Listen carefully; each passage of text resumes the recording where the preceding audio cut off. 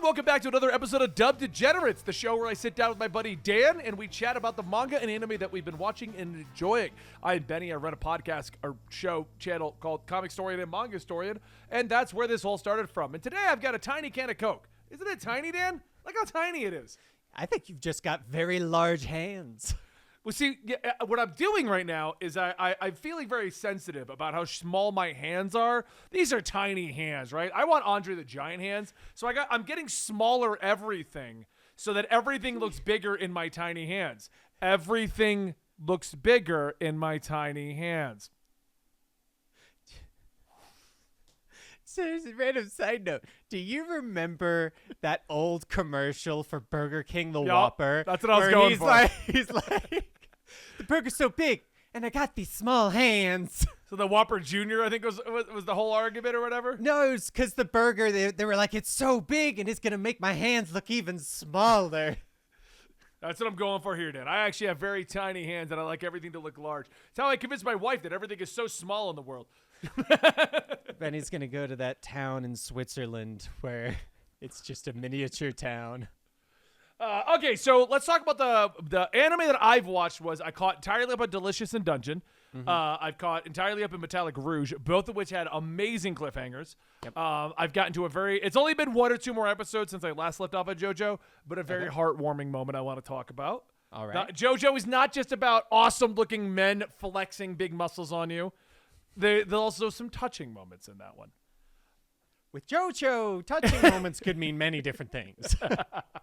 I think that might be all that I've watched. I meant to watch Solo Leveling finally to watch it with you, but I just didn't get around to it. And I did start the new Pokemon. I was going to say, we both watched some of the Pokemon. Oh, and I've watched a lot more Freiren. And oh my God, is it just...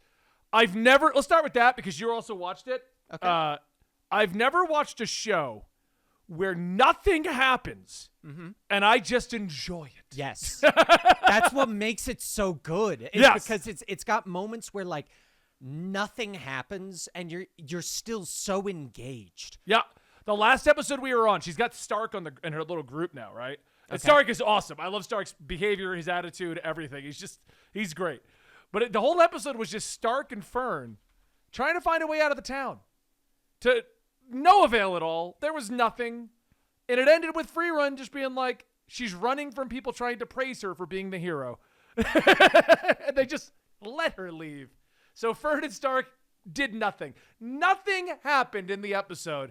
She didn't get new magic. She didn't get new spells. Fern didn't do anything. Fern and Stark just had a little mini adventure, and then they just got let go. So I think it's only like episode 8. So like we're way behind is why I'm freely talking about it. Right. I believe the show's on 26 and it's ending now. Like it's coming to its conclusion. Is it finally ending? Because I have not. I was actually about to do a rewatch on it because I was like, well, Benny's watching it. It's been a while since because I got up to only episode 14. Okay. Before I stopped. I saw some people being sad. Freiren Fridays is coming to an end. So. All right. So, but I'm enjoying it. I just love I'm getting the point of it because it really is just those moments in between all the big moments. Because we don't have the big moments in this, and that's like what makes them great. Exactly. It's like I told you, like how I explained it. It's a show that really kind of, it's like enjoy the little things. Yeah. Someone put it best. I saw a comment that just said, Freiren, the show about the side quests. It's end game, the show, or post game. Yep. So, but yeah, Freiren's been great. Been loving that one. What have you watched, Dan? Let's go to you next. So I watched Solo Leveling. I watched both Up to Date on sub, and I watched up to episode 6 or 7 in dub. Because I wanted to see what it was like. Love it. Oh my God. Like once I'm done watching this, I will be rewatching it multiple times in dub. Well, you are a dub degenerate, Dan. So I watched that, Metalic Rouge. I watched some Mob Psycho. Well, I meant pick one right now to talk about, Dan. No, because I gotta go through all of them just so I can remember. But also because I wanted to see which one I watched that I wanted to talk about the most. We watched Jujutsu Kaisen again because all of it, most of it. For the record, when I binge a show, if most shows are like 13 episodes, I'll finish a whole season in one night and then still look for something else to watch. So when I binge a show, I can do like Jujutsu Kaisen in like 3 days. Oh yeah, the amount of times that when we first met that you'd be like, yeah, I just rewatched Full Metal Alchemist. I'm like, again? Yeah, that's a good one. Because I also just rewatched some of Infinite Dendrogram, which I know I've talked about before. The Pokemon Horizons, and then was that really it? Kitty's trying to get under her. Oh, blanket. and Delicious in Dungeon, because you had suggested that one as well. But Want to let's talk about that one real quick? Yeah, let's do our two Netflix ones, Delicious in Dungeon and Pokemon. So Delicious in Dungeon, I got I'm not entirely caught up. I'm 1-2 at the end. I got to the Undyne, the Water Spirit. I'm enjoying it. I'm liking this. I'm liking a dungeon-based anime where fighting is kind of mentioned but not really shown. Yeah, all it's that not much. the priority at all. Exactly. It's all about, hey, we just killed some goblins. Let's figure out what we can make. And it's just such a different look at it, and I dig it. I like that different, because we always see the different people that go to the dungeons. The weakling, the overpowered one, the one with a stat that makes them overpowered but they don't want to tell anyone else about. We've got the person who sympathizes with the monsters in the dungeon, and like we've got all of that, but I've never seen one where they're just like, I wonder if we could eat that. like the fact that the tentacle dropped, he's holding it and he's like, so my hand got paralyzed, but do you think we could eat this? Yeah, I love him. I can't remember how to say his name. Isn't it Senshi or something? No, Senshi's the dwarf. Oh, which one are you? The main guy, the guy with the blonde hair. Oh, like Laowen or something? Yeah, something like that. But I love his reaction once he realizes he can eat things. Everything is, Senshi, can you turn this into something? Yes. And then I love that Senshi takes the time to explain the entire recipe. Like, you're able to just go out there and get yourself an undying piece of meat. And oh my gosh, do all of them look delicious? Yes, because it's delicious in Dungeon. Ah. I've caught completely up to the series. It is not a big spoiler because the plot is going after the dragon. That I've really annoyed at the last cliffhanger because they prepped the entire fight against the dragon and how they're going to do it. Mm-hmm. And then they're like, ah, and that was the cliffhanger. And I'm like, ah. I will be honest with you.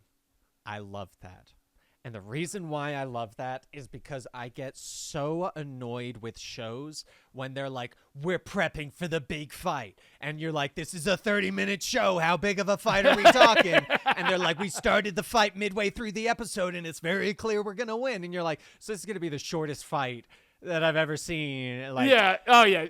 So at least you know you're going to get an episode where, I mean, let's be honest, it's Delicious in Dungeon. They're probably going to fight, lose, feed it something slightly poisonous, or upset its stomach. It's going to puke out the girl, and then they're going to eat the dragon. It's going to something along those lines. I think, because I'm at 12.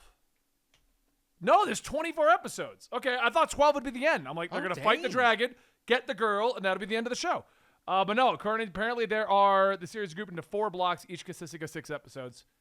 Okay. Yeah, so Delicious in Dungeon Season 1. Yeah, okay, cool. That's awesome. So apparently there are 24. So who knows what's going to happen next then.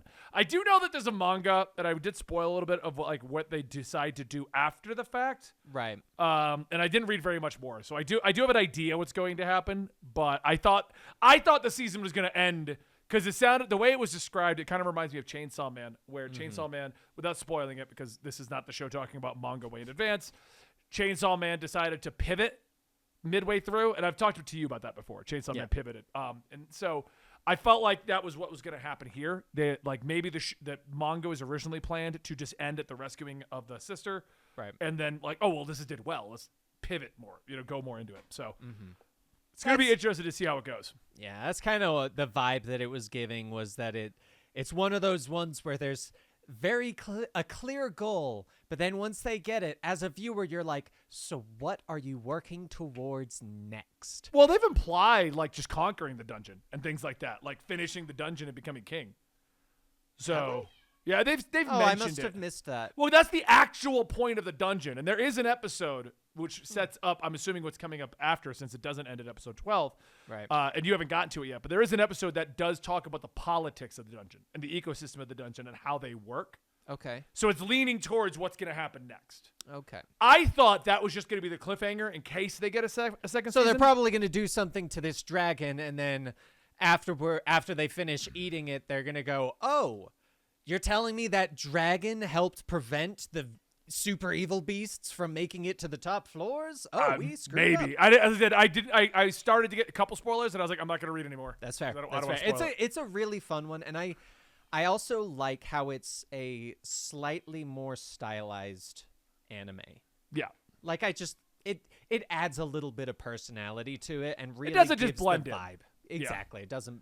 It's not a generic. Oh, look at this one. It's another one that if I didn't tell you what show it was, you would guess 16 different shows, and they'd all be right. Yep. Next up, we got Pokemon New Horizons, the brand new season. Now, I'm the one that started watching it and told you to check it out because, in my opinion, this is going. Now, you had this argument with our chat on Twitch the other day. Yes, I did. Because I worded it as I feel like this is going more traditional modern anime. Mm-hmm. The original Pokemon felt like Monster of a Week. This is the weekly adventure of Ash, and at the end of the season, he fights the whatever. Yeah. And to me, that came across more modern. Like this is going to anger some people. Style. I know like exactly. Cartoon. Yeah, that's the. I Exact know it was have, always anime, but it came across more as like a cartoon kind of a thing of like, here's the weekly adventures of Ash. And every time that I've jumped in to check it out, because my wife is a big fan of that anime, it always stayed that feeling. It never felt like there was an overarching plot. Yeah, it was basically drawn in the style of an anime, but the story was very much kind of a cartoon, like you said. Monster of the Week. There's a general overarching plot. Yeah, he's working towards this league or this. It's always a championship But like in this one, I watched the first 3 episodes so far, and then they finished it without me. But there's a plot about an amulet, and her connection to her Pokemon, and there's like a whole cast of characters that are going to be sticking around, as opposed to the new cast every town. Right. It felt more modernized anime is the best way to put it. Yeah. No, it definitely did. It felt like before a show was made out of a game, because they were like, just make a show. Yeah. Do something, and they did like just okay, we'll do random stuff. And this one definitely feels like, hey, we took a game plot, removed the gameplay, and made a show. Yes. And that's kind of the vibe that this one's giving, and I was impressed. I mean, is it necessarily one that I would personally like watch on my free time? I don't know. I only saw the first 2 episodes, but I was impressed enough that like I could see this changing a lot of people's minds on Pokemon as an anime. Yeah. No, I could see that too. It definitely feels more modernized for the times. Feels more of an overarching plot. We have a big thing. It still feels demographic 12 to 15. Like it's like none of the themes are super difficult. I want friends and I want no one to get hurt. Like that's the theming. You're still Pokemon. You're not Pal World. She's not like, get the gat, Pikachu, let's go. I was saying, I was so sad that they made Cerulege the bad guy's Pokemon, because I love Cerulege. Cerulege came like one of my favorites. But then, of course, I'm thinking around, I'm like, yeah, Ghost Psychic has swords for arms. Okay, yeah. That was my thought too. I'm like, oh, Cerulege is my favorite, but no, that makes sense. Yeah. Like, so I definitely enjoyed that one. So JoJo, I said I watched. By the way, I do have some manga I want to talk about that I finished all the way up, Shojo Null and stuff. But anyway, okay. I just wanted to throw that out there so people know we have manga to talk about too, because you do read occasionally once in a blue moon. I mean, I read webtoons for the most part and manhwa, but yeah. Yeah, those are fine. Those are fine. I know, but I'm gonna clarify before the people in our comments go, "It's not a manga." But anyway, JoJo. So I told you that the plot every season follows another family member within the family line. Right now, Joseph is this old man. He's in his 80s, and he had an illegitimate son, Josuke. Josuke and Joseph were never going to meet. Like that was brought up pretty early on by Jotaro, where he was like, hey, he can't come here. It'll cause a lot of issues between him and his wife if he shows up here. He sent me to kind of fix this for you. You know what I mean? Like to do things. So with the villain ramping up, because even though we were doing like weekly villains, like, oh, this is the new guy, there was one guy causing all the issues. So that guy, which was named Chili Pepper, which is great when you just hear him yelling out, Chili Pepper! Everything in this season is named after a band, so we got like, Red Hot Chili Pepper and things like that. So they discovered what was going on, and Joseph came to visit, and they were just playing him off as being senile and goofy and old. And Josuke was like, I want nothing to do with him. As a matter of fact, I don't even want him here. I don't even want to be a part of this. But we completed it. We beat Chili Pepper, beat the villain, all over. And they just slowed down the show. A show which is kind of known for ramping it up and having these big fights is slowed down just to give a nice moment where Joseph dropped his cane and Josuke had to walk him away. And it was funny because it still did it in the JoJo fashion, where I was like, oh, Josuke's helping his dad out, and they're going to... And then the idiot of the group, because every season has that one idiot that doesn't get what's going on, but he's always around. Right. As you do. Right. My favorite one, people will give me crap. Palmerath, I felt, was the idiot of that season, but he was super intelligent. So he was just like causing issues because of his vanity instead of like idiocy. This season, we've just got an idiot. Like, but he's like arguing because Josuke's stand can repair the staff. It's Josuke, just fix the staff. Why are you helping him out? Just do this. And like the other friend is like, hey, just let them have a moment. What are you doing? This is the one time he can't fix what he needs to fix. And I'm just like, oh, thanks for spelling it out. Oh, that's awesome. Yeah, I really think you'd like JoJo if you just finally sat down and gave it a shot. Yeah, I know.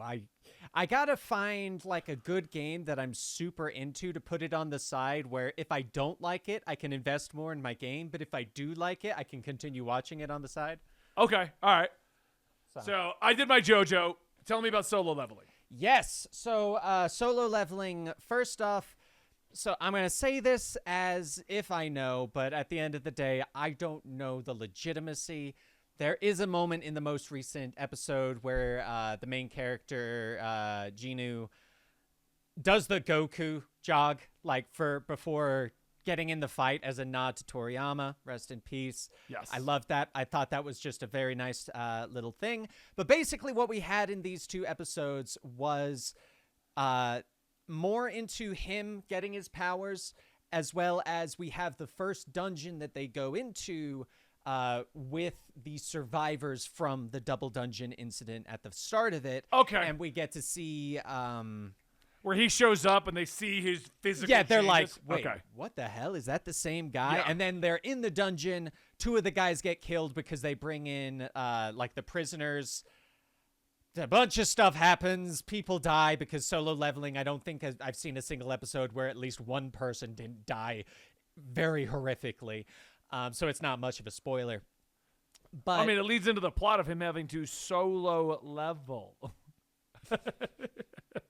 Because people keep dying. It's true. They do keep dying. That's why he starts going it alone. But I did enjoy. I really liked it. I thought it's really good. It's keeping with what it's going for. The animation in this is so top tier that really, because that's one of the biggest complaints I keep hearing. And as someone who dropped off at episode 2 because I know the story. Okay, first 2 episodes, yeah, maybe. The first 2 episodes, I'm going to just straight up say, little too slow, not the best grab. Once you're past it and they get to like the big fights and like they do the full dark, eyes glowing, little smoke going into the fight. Yeah. It is insanely good. Apparently the studio that's making it has been receiving so many offers of like make our anime. Okay. So they ramped it up. They just didn't put a lot of budget in the first 2 episodes when it comes down to. I have a very strong feeling it was done that way on purpose because of how he advances, that showing the lesser graphics and like animation on what he's doing at the start makes the fancy, outrageous maneuvers later on feel more impressive and honestly feel more like, oh yeah, that makes sense. Like a group of E ranks and D ranks and a couple C ranks, they're not going to know these fancy moves versus the Bs and the As and the S ranks and stuff. Right. I am loving it. I am so excited because since you are behind, watch the dub. Oh, no, I'm going to because we're the dub It's degenerates. So good. The main guy, there are so many moments where, like, just the audiographer, I don't know who does the music, sound design guy, sound engineer. Audiographer? Yeah, it's the thing. Sound engineer was the right thing. Yeah, you know what? Audiographer? That's what it is now.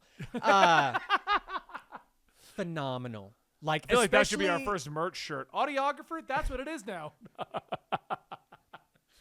It's so good because the emotion in the dubbed actor's voice, the music that pairs with it, like this is one of the reasons why I much prefer dub over sub, is because I can get so much more into the emotion of what they're saying and everything. I can hear the accentuation on different words. Whereas agree. Sub, I'm like, I can hear the emotion, what you're doing, but I don't necessarily know what part you're saying or what's see, that's how I've always felt about that, and that's always and I get it. Early dubs were terrible. I'm not arguing against that, but that's the biggest argument I've had with more modern day anime, where they've kind of cleaned up and the dubs are good.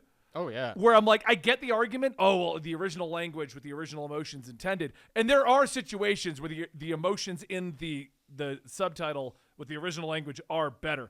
JoJo is an example. I don't watch JoJo with subtitle in the original language, but I have seen the clips. Right. And they're definitely delivering the lines way better in that language, But I don't know what they're saying. So, in JoJo, they could be like, oh, pizza pie! And I'm like, oh my God, so much emotion.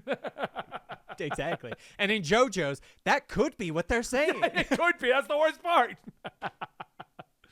But no, I mean, I'll check out the dub and get caught up on that because now I've caught up on everything else. So episode 3 and 4 are definitely the selling points in this show, I've realized. Okay. So, but yeah, Solo Leveling, phenomenal. So excited. I regret being, actually, no, I don't regret being as harsh as I was on the first 2 episodes, because even when I rewatched them in dub, they felt slower than they should have been, but the rest of it has made up for it. I'm very excited to see where they go with this. Some people were saying that this episode was a filler.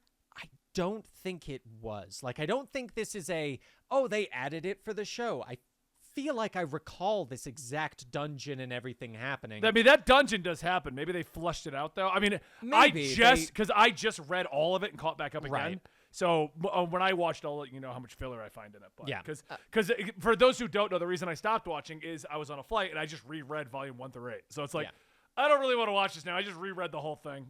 Exactly. Like this, the significant part was just like that other people kind of know, but they're on his side. And I love that. I dig it. I love it. Yeah, that's the captain from the original who lost his arm. Yep. And the woman, and the healer girl. I can't remember her name. She doesn't stick around though, so she's very much like a kind of side character to connect you to the start, kind of a pseudo love interest, but kind of wish they did more with her. I feel like she's got to show up later on. Like the amount that they use her in the start of the story, I feel like she's got to be showing up later on, and they'll be like, it turns out she's a badass now. It turns out she's actually an assassin, not a healer, which would be awesome.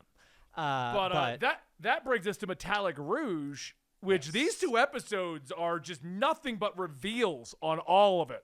No kidding. They go over who Rouge is.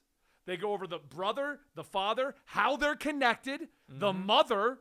They go over the entire 9 and what the plot is. The Immortal 9, Project Eve or whatever. That's all in episode 8. And then in 9, we find out exactly who, what's her name? Naomi. Who Naomi is, how she's related to all of this. That was such a twist. I was like, that I was not seeing. I did not see that. So the reveals are Metallic for Rouge herself. They were great. I loved the way they did it, the portrayal, the reveal. None of it was that surprising, because we had the theories for it all, that she was just a neon that was being treated as the sister, and they were using her, and then she gets upset because she thinks the father was just using her as an experiment. Right. But you find all the links, you find it all together, how it all works. Episode 9's reveals with Naomi, when she first showed up, Naomi's revealed, for those who aren't watching what's going on, in episode 9 to also be a Neon, but she's been built to be undetectable, so no one knew it this whole time. And then you find out that she is the first Neon built by the aliens that gave the humans the technology of the Neons. And it's just like, what? That was such a twist. Yeah. Like I was very shocked. However, it led into a moment that made me love Rouge so much more. And I messaged you about this. The fact that right after she goes, okay, fine, I get to punch you in the face once to make up for this. And I just love that she's always punching people. It's because Naomi didn't tell her sooner. That's the whole reason. You didn't tell me sooner. And Naomi's like, can we still work together? And then she's like, all right, let's go do our thing. Like nothing And I love Naomi. She's like, I'm not built to take hits. It is so good. But you're right. I love that Rouge's answer to everything is to punch it. She punched the people on the ship. Punch the dog. She punched Naomi. And anytime they get into a fight, they're like, should we talk this out? She wants to punch it out. Like, yeah, Rouge is just my character. Rouge is great. I love the way she handles everything. But I also love the reveal, going back to 8, of her sister. Yeah, that was interesting. Like the sister, as well as multiple of the Immortal 9 showing up. Right. So just so you guys are tracking, the Immortal 9 have been revealed to combined. They have the id that will give all the Neons free will. Mm-hmm. So they're fighting for Neon free will. And Rouge is basically been sent in to prevent them from giving free will to the Neons. So there is a plot point of like, wait, am I doing the wrong thing? Yeah, but also a key piece of information. Rouge's id is basically the key that unlocks the Neon freedom, because that's what the Immortal 9's doing. They're constantly like, hey, give us your id. We'll kill this guy if you don't. Yeah. But they revealed that she has a sister, and I loved the fight didn't actually resolve. They both got canceled out, and I love Naomi's line. Yeah, red robot girl defeats blue robot girl. Problem solved. Like, you just broke it down real simple, didn't you? It was a good one. I thought that was very well done, and it was a very interesting way to take that fight, and I liked it. I like that we're not just going, okay, it is going to be a fight every time. Yeah. So, but when the fights happen, they're pretty awesome. So I'm going to look at how many more episodes are left in this one, because this could come to its conclusion now, or this could be the halfway point. Yeah. I see this being more of a halfway. I think it is. I think there's going to be a full 24 episodes in this. But right. Like this feels like, I'm going to compare it to Full Metal Alchemist. This feels like the turn that it takes after they go to the Northern Wall Briggs. Like the shift in everything, now that you really know the details and they're going to do like the really important stuff and we're not just building up. That's the vibe that I got. I'm just hoping that this doesn't turn into Darling in the Franxx, which is one that I really enjoyed all of it. And you haven't seen it, so I'm just going to tell you. At the ending, I'm not going to spoil it, but at the ending in the last 3 episodes, they reveal everything that's going on. And the whole show takes a hard shift into that direction to close it out. Like, and it's like, oh, this was doing so good. And then you just threw a bunch curveball at me, and I don't know if I like this now. Yeah.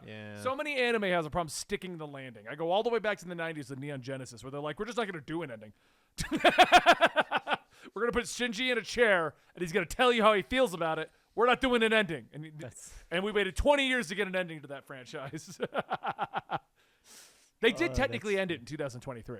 Did they really? Is that what that movie was? There was 3 movies. The first one recapped all of what happened in the first series. Right. The second one was like a new direction, and then the third one was the actual finale.